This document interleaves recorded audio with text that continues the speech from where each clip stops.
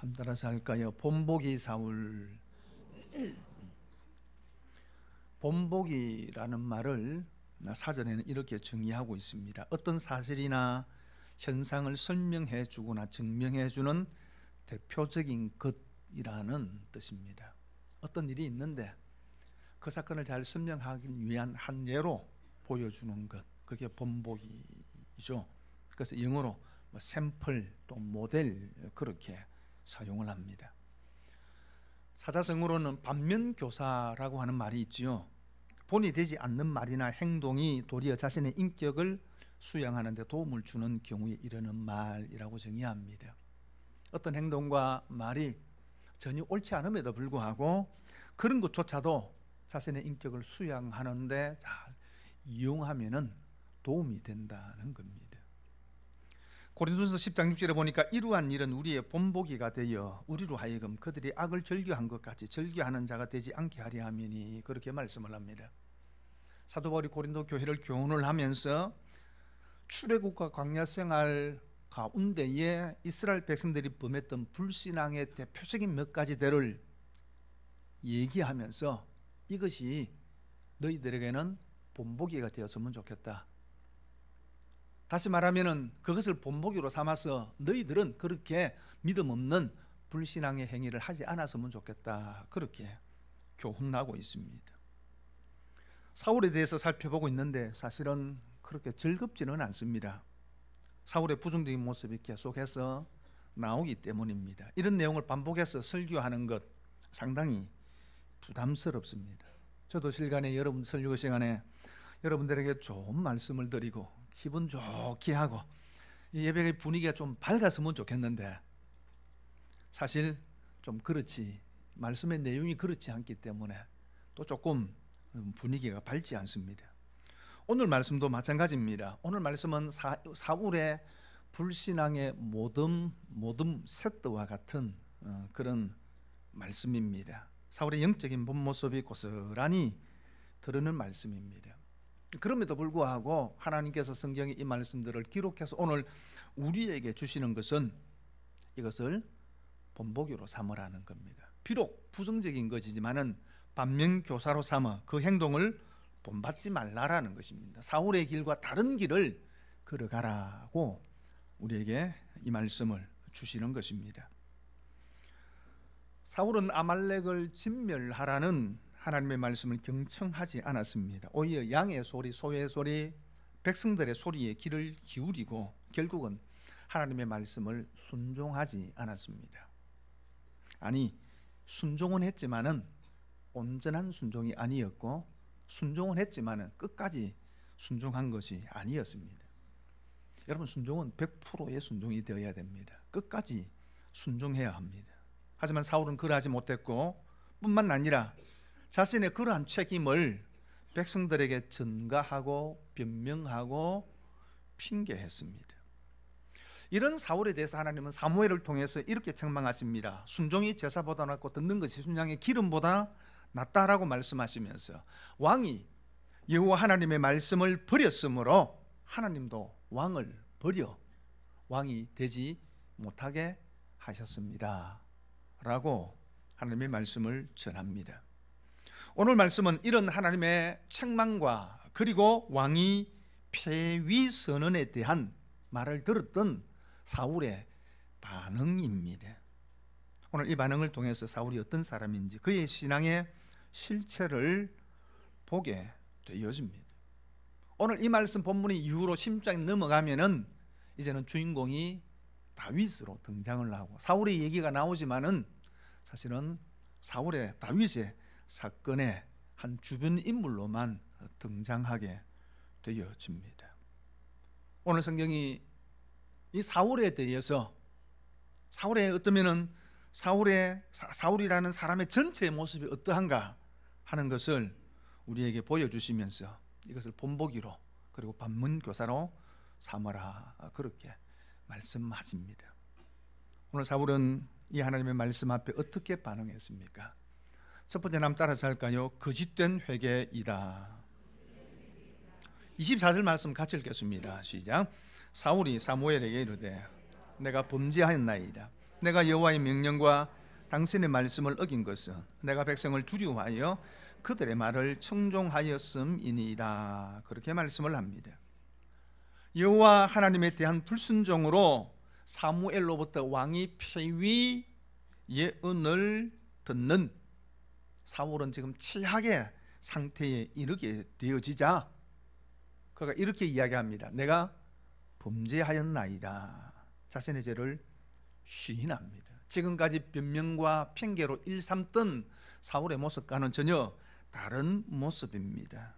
그러면은 그가 이렇게 그의 죄를 시인하게 되어진 이유가 무엇입니까? 정말로 양심의 가책을 받아서 하나님 앞에서 회개하기 위해서 이런 고백을 했느냐 하는 것입니다. 아니면은 단지 자신의 왕위 폐위에 대한 경고를 받고 두려워하여서 그것을 모면하기 위해서인지,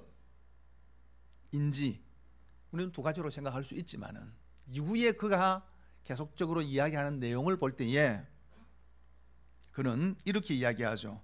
내가 여호와의 명령과 당신의 말씀을 어긴 것은 내가 백성을 두려워하여 그들의 말을 청종하였음이니이다 라고 이야기를 합니다. 사울은 다시금 인간적 변명을 늘어놓고 있습니다. 이런 사울의 모습을 볼 때 그의 회개는 진정한 회개가 아니었다는 겁니다. 심판에 대한 두려움과 그것을 모면하기 위한 의도에서 나온 거짓 고백이었습니다. 30절에도 보니까 사울이 이르되 내가 범죄하였을지라도 이제 청하옵나니 내 백성의 장로들 앞과 이스라엘 앞에서 나를 높이사 나와 함께 돌아가서 내가 당신의 하나님 여호와께 경배하게 하소서 하더라. 그렇게 말씀을 합니다. 사울이 이르되 내가 범죄하였을지라도 이래 청하옵나니 내 백성의 장로들 앞과 이스라엘 백성 앞에서 나를 높이사. 그렇게 말씀을 합니다. 사울의 관심이 어디에 있는지 말씀하고 있습니다. 그것은 그가 높아지는 것입니다. 백성들 앞에서 자신의 권위를 잃지 않는 것이었습니다. 결국 그는 자신의 왕권을 유지하기 위해서 거짓된 회개를 한 것입니다. 사울의 회개는 진정한 회개가 아니었습니다. 사울이 사는 길, 그것은 진정한 회개에 있었습니다. 비록 이미 왕위 폐위에 대한 하나님의 경고의 말씀을 받았음에도 불구하고 그가 사는 길은 하나님 앞에 엎드려 진정하게 회개하는 것이었습니다. 건강한 신앙을 위해서 여러 가지 영적 습관들 중에서 이게 가장 큰 것 중에 하나를 꼽으라면 그건 회개입니다. 여러분, 회개하기를 좋아하는 사람 없습니다. 그리고 회개가 영적 어떤 은혜와 자원을 쌓는 데 도움이 된다는 사실을 또 모르는 사람들도 많이 있습니다. 하지만 회개는 자신이 살아온 삶의 틀을 바꾸는 힘이 있습니다. 뿐만 아니라 현재 살아가는 자신의 삶의 여러 가지 어려움 속에서 분별의 지혜를 얻게 합니다. 그리고 회개는 영혼을 맑게 하는 생명력이 있습니다. 그래서 자신의 진정한 가치와 그리고 더불어서 하나님과 자신을 깊이 발견하고 하나님을 깊이 만나게 하는 영적 보화가 회개에 담겨 있습니다. 그래서 예수님께서 이 땅에 오셔서 처음 하셨던 말씀이 회개하라, 천국이 가까웠느니라고 말씀하셨습니다. 다윗과 사울의 근본적인 차이가 무엇입니까? 여러 가지로 이야기할 수 있겠지만 그 중에 대표적인 한 가지가 회개입니다. 다윗은 회개하는 사람이었고 사울은 변명하는 사람이었습니다. 진정한 회개가 은혜의 지름길인 줄 믿습니다. 진정한 회개가 회복의 지름길입니다. 그리고 또 한 가지 사울의 잘못된 태도는 사람을 향한 회개입니다. 25절 말씀 같이 읽겠습니다. 시작. 청하오니 지금 내 죄를 사하고 나와 함께 돌아가서 나로 하여금 여호와께 경배하게 하소서 하니, 지금 내 죄를 사하고, 이 말은 지금 사무엘에게 청하는 말입니다. 원문의 말씀을 그대로 직역을 하면 이런 뜻입니다. 그러므로 지금 당신은 제발 나의 죄를 용서하소서라고 하는 의미입니다. 지금 사울은 사무엘에게 죄 용서를 구하고 있습니다. 여러분, 죄 용서는 하나님께 구하는 것입니다. 사람에게 구하는 것이 아닙니다. 지금 사울이 사무엘에게 죄 용서를 구하고 있는 것은 결국은 자신이 지은 죄에 대해서 올바르게 인식하지 못하고 있을 뿐만 아니라 사울의 관심이 하나님과의 관계 회복에 있는 것이 아니고 제사장이었던 사무엘과의 관계의 회복에 그의 관심이 있었음을 보여줍니다. 하지만 그의 죄는 사무엘과의 문제가 아니었습니다. 그는 여호와 하나님의 말씀에 불순종했습니다. 단지 그 말씀을 사무엘을 통해서 전해졌을 뿐입니다. 그럼에도 불구하고 그는 하나님 앞에 용서를 구하는 것이 아니라 사무엘에게 용서를 구하고 있습니다. 물론 우리가 사람에게 용서를 구해야 할 때가 있습니다. 그 죄가 사람에게 지은 죄라면 하나님께 용서를 구하기 전에 사람에게 용서를 구해야 합니다. 마태복음 5장 23절과 24절에 그러므로 예물을 제단에 드리려다가 거기서 내 형제에게 원망 들을 만한 일이 있는 것이 생각나거든 예물을 제단 앞에 두고 먼저 가서 형제와 화목하고 그 후에 와서 예물을 드리라라고 예수님께서 말씀하십니다. JTBC 뉴스를 진행하고 있는 손석희 씨가 1월 30일 날 앵커 브리핑에서 이런 말을 했습니다. 제가 직접 그 뉴스를 본 것 아니고 그 얘기를 듣고 나중에 다시 인터넷을 검색을 해봤습니다. 그가 이런 얘기를 했습니다. 1907년 평양 대부흥운동의 시작은 회개운동이었다. 성도들은 자신들이 지은 죄를 공개적으로 회개했는데 흠결 하나 없을 것 같은 이들의 고백에 선교사들은 큰 충격을 받았다. 애니 비어드라는 선교사는 그 상황을 입으로 고백하기 어려운 무섭고 추한 죄악들이 입에서 나왔다. 마치 지옥의 지붕을 열어놓은 것 같았다라고 그렇게 기록하고 있다. 한국교회 대부흥을 이끌었던 회개의 물결, 그러나 부흥한 한국교회의 대형교회가 시대를 지나오면서 변질되었듯이 회개와 간정 역시 변질되었다라고 이야기를 하면서 두 가지 예를 들었습니다. 하나는 서울의 대형교회를 담임을 하다가 성추행으로 대법원 확정 판결을 받은 모 목사가 자신이 새롭게 개척한 그 교회에서 설교 시간에 이렇게 얘기를 했다는 겁니다. 자기는 회개하고 하나님의 용서를 받았다고 하면서 음란한 고멜도 살려주지 않았느냐, 심판은 하나님의 고유건 아니다, 금이 간 목사가 더 좋지 않느냐라는 얘기를 했다는 겁니다. 그럼에도 불구하고 그 목사는 피해자에게 진정 어린 사과를 하지 않았다. 또 하나는 최근에 모 여검사가 자신이 당한 성희롱 사건에 대해서 공개적으로 드러낸 일이 있었습니다.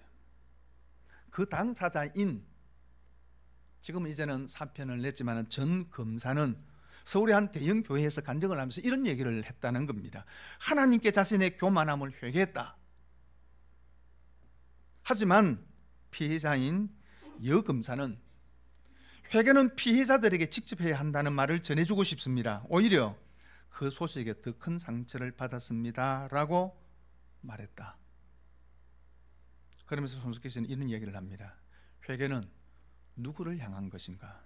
언제부턴가 회개와 간증이라는 형식을 빌어 일부 대형 교회에서는 회개가 불의한 사회적 신분과 행위를 세탁하는 장소로 그리하듯 이용되기도 한다는 일부의 인식이 있다라고 하며 진정한 회개가 필요하다라는 말로 끝을 맺었습니다. 사람에게 잘못한 것은 먼저 사람에게 용서를 구해야 한다, 그 얘기를 한 거죠. 이장동 감독의 영화 밀양이라고 하는 영화가 있습니다. 이전에 제가 한번 설교 시간에 자세하게 언급한 적이 있습니다.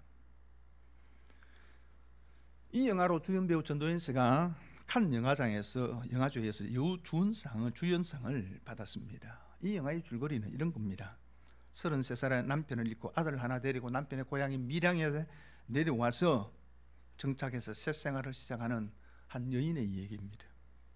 그런데 이 밀양에서 아들이 납치를 당하고 그리고 살해를 당합니다. 이런 가운데 새로운 사랑을 찾아가는 영화입니다. 그런데 이 영화에서 가장 중요한 소재로 사용되어지는 것이 기독교입니다. 이 영화의 줄거리 이런 내용이 나옵니다. 아들을 잃고 슬퍼하는 이 주인공이 전도를 받고 교회를 나가기 시작을 합니다. 교회를 다니기 시작하면서 삶에 새로운 활력을 얻습니다. 어느 날 아들을 살해한 그 살인범을 용서해야겠다라고 하는 생각을 갖고 교도소에 면회를 갔습니다. 면회를 가면서 이 살인자가 자신의 잘못에 대해서 후회하면서 고통스러운 삶을 살 것이라 그렇게 기대를 했는데 만나보니 얼굴이 너무 평화로웠습니다. 그러면서 하는 말이 감옥에서 신앙을 가졌고 하나님께 자신의 모든 죄를 회개했을 때 하나님이 자신의 모든 죄를 용서해 주셨다는 겁니다. 그러니 자기는 지금 너무 평안하다는 겁니다. 이 얘기를 듣는 순간 이 여주인공의 머리가 뚜껑이 열려버렸습니다. 그러면서 이렇게 이야기합니다. 내가 용서하지 않았는데 누가 용서해줘? 피해자인 내가 용서하지 않았는데 누가 용서해줘? 라고 하면서 분노하면서 기독교 신앙과 교회에 대한 강한 적대감을 갖는 것이 영화의 또 한편의 큰 줄거리입니다. 이 영화를 평가할 때에 반기독교적 영화다 그렇게 평가하는 분들도 많이 있습니다. 그리고 감독 역시 기독교에 대한 상당한 비판적 시각을 가지고 있습니다. 그가 칸 영화제에서 이런 인터뷰하면서 이런 얘기를 했습니다. 이 영화에 대해서 우리가 살아야 할 의미는 하늘이 아니라 두 발을 딛고 서 있는 땅에 있다는 것을 밀양을 통해 말하고 싶었다 그렇게 이야기를 했습니다. 손석희 씨나 이장동 씨가 어떤 신앙을 가지고 있는지 저는 잘 알지 못하고 그들이 성경에 대해서 충분히 잘 알고 있다고 저는 생각하지 않습니다. 그리고 그들이 말이나 또 영화에서 하는 메시지들을 다 받아들이고 싶지도 않습니다. 그럼에도 불구하고 그들이 말하는 기독교 신앙 분명히 이야기하면은 기독교 신앙이 아니라 그것을 보여주는 교회와 성도들에 대한 지적과 시각은 우리가 깊이 돌아보아야 합니다. 우리는 하늘을 빙자해서 때론 땅의 일을 너무 하찮게 생각하는 경향이 있습니다. 하나님을 빙자하면서 사람에 대해서 대단히 소홀하는 경향도 있습니다. 그래서 회개에 대해서 하나님의 용서만으로 충분하지 당사자인 사람에 대해서 회개와 용서가 필요 없다고 생각합니다. 그게 성경이 말하는 것입니까? 결코 그렇지 않습니다. 예수님도 말씀하셨습니다. 예물을 제단에 드리러 오다가 형제에게 잘못한 것이 있으면 먼저 그 형제에게 찾아가서 잘못을 구하고 용서받고 화목하고 그리고 와서 제물을 드리라 그렇게 말씀을 합니다. 하나님과의 관계 개선 이전에 사람과의 관계 개선을 먼저 하라는 것입니다. 그러면 하나님과의 관계도 개선된다는 겁니다. 물론 사울의 죄는 사람과의 문제가 아니었습니다. 사무엘과의 문제가 아니었습니다. 하나님께서 그에게 직접적으로 주신 그 말씀에 대한 불순종이고 하나님과의 문제였습니다. 그럼에도 사울은 사무엘에게 용서를 구했습니다. 아닙니다. 하나님의 용서가 필요했습니다. 그는 하나님께 진정으로 용서를 구해야 했습니다. 그런데 사울은 그러지 못했습니다. 사랑하는 형제 여러분, 여러분의 회개의 방향은 어디로 향해 있습니까? 모든 죄는 하나님께 짓는 것입니다. 그러므로 그것이 어떤 죄이든 하나님께 회개하고 용서를 구해야 합니다.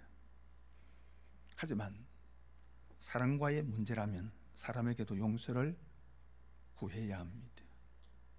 그럼에도 용서를 받지 못할 수도 있습니다. 그 사람의 분노가 너무 커서 용서하지 않을 수도 있습니다. 그래도 용서를 구해야 합니다. 그래야 하나님이 용서하십니다.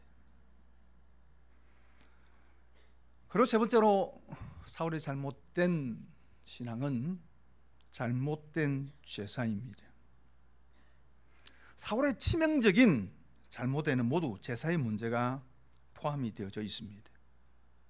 블레셋과의 전쟁을 앞두고 사무엘이 늦게 온다고 생각해서 제사를 대신 드렸습니다. 출애굽 이후에 제사는 제사장들만이 할 수 있는 고유의 영역이었습니다. 그런데 사울이 대신 해버렸습니다. 아말렉과의 전쟁에서도 하나님의 말씀에 불순종한 이유를 제사 때문이라고 했습니다. 좋은 것, 기름진 것을 남긴 이유가 하나님께 제사 드리기 위해서다라고 핑계했습니다. 그리고 오늘 25절에도 이렇게 이야기합니다. 청하오니 지금 내 죄를 사하고 나와 함께 돌아가서 나로 하여금 여호와께 경배하게 하소서 하니 그렇게 말씀을 합니다. 회개와 용서를 받아야 할 이유가 경배, 하나님께 예배하고 제사 드리기 위해서다라고 이야기를 합니다. 그런데 이 제사 역시 하나님께 진정한 경배를 드리기 위함이 아니었습니다. 사무엘과 함께 감으로 말미암아 자신이 왕으로서의 권위를 사무엘도 인정하고 있다라고 하는 사실을 백성들 앞에 과시하고 싶었던 겁니다. 때론 정치인들이 그러죠. 그렇잖아요, 그죠? 그래서 어떤 특별하게 의미 있는 자리에 갈 때에 그와 관련된 사람을 대동해 갑니다. 나는 여기에 대해서 깊은 관심이 있습니다 라는 마음을 보여주기 위한 거죠. 사울이 그러했습니다. 백성들 앞에 자신을 과시하기 위해서 제사를 이용을 해서 그렇게 사무엘에게 가져가 요청한 것입니다. 다시 말하면 제사를 이용하여 자신의 정치적 기반을 확고히 하려 한 것입니다. 이런 사울의 모습은 이제는 이스라엘 백성들이 붓개를 이용해서 블레셋과의 전쟁에서 승리하고자 했던 이스라엘의 장로들의 행동과 별 다르지 않습니다.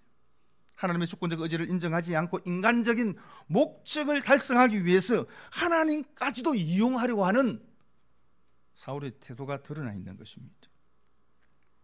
그리고 30절에 사울이 이르되 내가 범죄하였을지라도 이제 청하옵나니 내 백성의 장로들 앞과 이스라엘 앞에서 나를 높이사 나와 함께 돌아가서 내가 당신의 하나님 여호와께 경배하게 하소서 하더라. 사울은 형식적인 회개를 통해서 사무엘과 함께 감으로 말미암아서 백성들 앞에서 자신을 높이고 싶었습니다. 그리고 다시 한번 하나님 앞에 드리는 예배를 통해서 자신의 체면을 유지하려 한 것입니다. 종교적 권위를 이용해서 자신의 정치적 권위를 세우려 한 것입니다. 이런 사울의 말을 통해서 사울이 사무엘상 13장에 사무엘을 기다리지 않고 드렸던 제사에 대해서 왜 하나님은 망령된 짓을 행했다고 책망했는지를, 그 이유를 이해할 수 있습니다. 그는 왕으로서의 정치적인 기반을 공고하기 위해서 여호와께 드리는 제사를 이용한 것입니다. 또한 아말렉과의 전쟁에서도 여호와의 명령을 거역한 것이 제사 때문이라고 변명했지만 실질적으로는 자신의 정치적 이익을 위한 것이었습니다.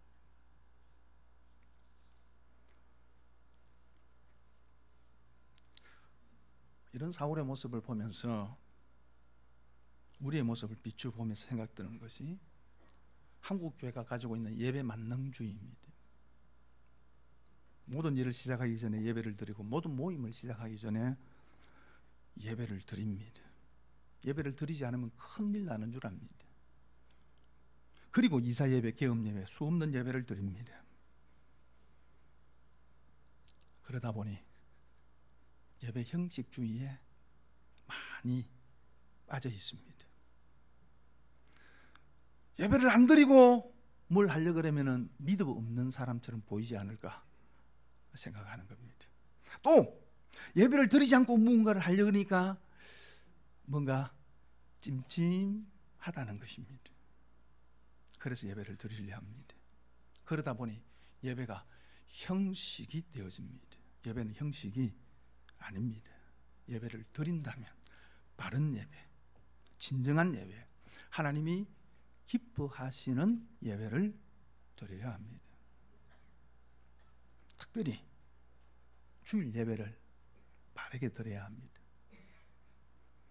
김남주 목사님의 책에서 오늘날 예배에 대해서 이렇게 지적하고 있습니다. 오늘날 조국 교회가 당면한 커다란 문제 중 하나는 형식화된 예배입니다. 엄격히 말해서 이렇게 형식화된 예배의 문제는 단지 교회가 직면한 여러 문제들 중 하나가 아니라 모든 문제의 근원이 되고 있습니다. 의식도 없이 하나님을 배우고자 하는 거룩한 갈망도 없이 예배를 참여하는 예배자들의 마음은 불붙는 진리의 선포를 상실한 강단과 공모하여 민방위 교육 같은 예배를 만들어내고 있습니다. 그러나 예배의 영광스러운 회복 없이 교회가 영광스러웠던 시절을 본 적이 없습니다. 참된 예배, 하나님 기뻐하시는 예배가 드려지지 아니하고 여러분 교회의 영광을 회복할 수 없다는 것입니다. 그리고 예배는 교회당 안에서 끝나는 것이 아닙니다. 목사의 축도로 모든 예배가 끝나는 것이 아닙니다. 예배의 완성은 예배 때 받은 은혜를 가지고 삶의 현장에서 실천하는 것입니다. 예배를 통해서 듣는 하나님의 말씀대로 순종할 때에 비로소 예배는 완성되어집니다. 순종이 예배의 완성입니다. 말씀의 실천이 이루어질 때 비로소 예배는 완성됩니다. 독실한 신자였던 이비인후과 의사에게 많은 목사님들이 찾아와서 진료를 받았습니다. 그날도 두 분의 목사님이 연이어 병원을 찾아와서 진료를 받았는데 두 분 모두가 성도를 과하게 사용을 해서 이상이 생겨서 치료를 받으러 온 겁니다. 첫 번째 목사님에게 이 의사는 이렇게 이야기합니다. 목사님, 성대에 무리가 되지 않도록 설교하실 때 목소리를 낮추고 말씀하시고 찬송가는 가급적 부르지 않는 것이 좋겠습니다. 이렇게 조언을 했습니다. 고함치면 안 된다는 거죠. 그리고 두 번째 목사님에게는 이렇게 이야기했습니다. 목사님, 성대에 많이 무리가 갔는데 성대에 무리가 되지 않도록 설교 시간을 대폭 줄이시기를 바랍니다. 그리고 가급적 찬송가도 짧은 찬송을 선택하는 것이 좋겠습니다. 진료가 끝난 후 옆에서 이를 지켜본 간호사가 의사에게 물었습니다. 선생님, 아니 제가 볼 때는 증세가 비슷한 것 같은데 왜 처방이 다르시네요? 의사가 웃으며 대답했습니다. 두 번째 목사님은 우리 교회 목사님이거든.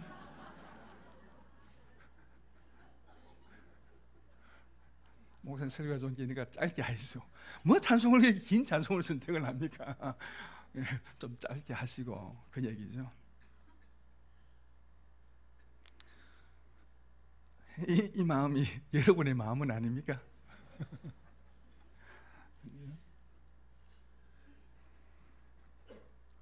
예배는 두 단계로 이루어집니다. 첫 단계는 교회당 안에 모여서 드리는 예배입니다.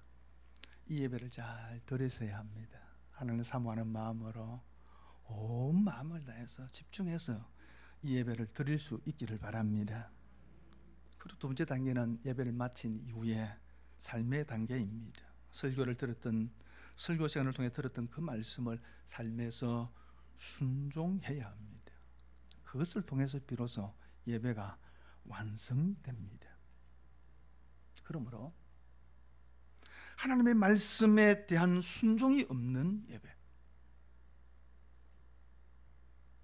하나님의 말씀을 청종하지 아니하고 순종하지 않는 사울에 드리는 그 어떤 예배도 하나님께서 받으시는 진정한 예배가 될 수 없습니다.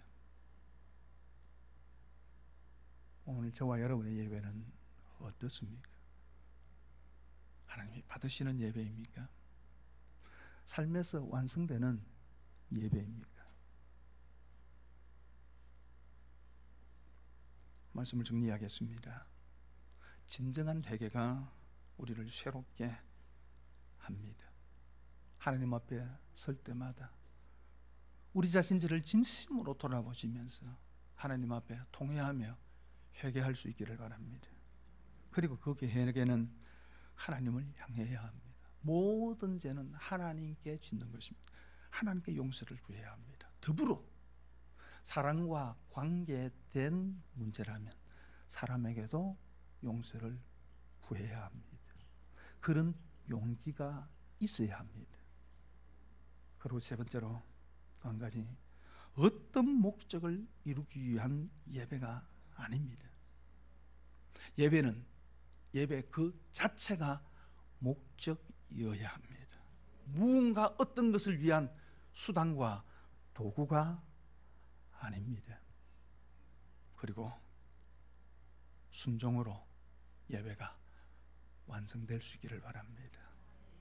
사울을 통해서, 사울을 본보기로 삼아서 이렇게 하나님 앞에 믿음의 삶을 살아가는 저와 여러분들 될 수 있기를 바랍니다.